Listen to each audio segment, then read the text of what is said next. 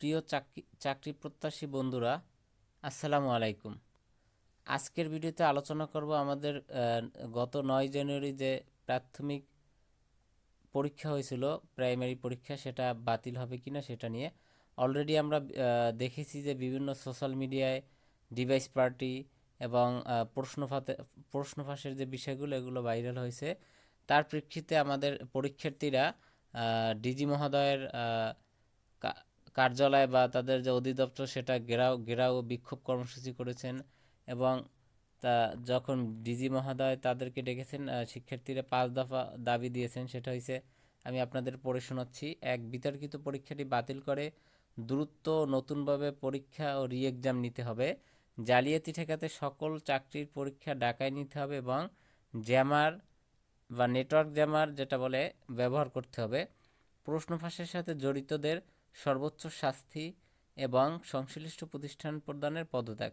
স্বতন্ত্র পরীক্ষা কমিটি গঠন এবং একই সময় একাধিক পরীক্ষা বন্ধ করা। 5, প্রশ্ন ফাঁসের রেকর্ড থাকা কোনো প্রতিষ্ঠানকে প্রশ্ন প্রণয়নের দায়িত্বে না দেওয়া।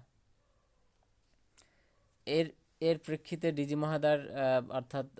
ডিজি মহোদয়ের কাছ থেকে যে ফিডব্যাক এসেছে সেটা হলো, তিনি বলেছেন যে উচ্চ পর্যায়ে একটা তদন্ত কমিটি গঠন করা হয়েছে এবং তারা যদি প্রশ্ন ফাঁসের কোনো অভিযোগের সত্যতা পায়, তখন এই পুরো পরীক্ষাটা কী হবে, ক্যান্সেল হবে।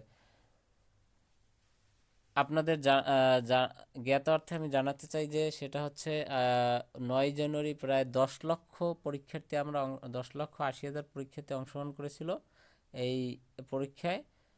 আর প্রায় বিভিন্ন প্রতিষ্ঠান থেকে প্রায় 207 জন সামথিং, হ্যাঁ 207 জন জালিয়াতি নকলের দায় সারা বাংলাদেশ থেকে, মানে এই যে যে পরীক্ষা হয়েছে তাদের কী করা হয়েছে, বহিষ্কার করা হয়েছিল।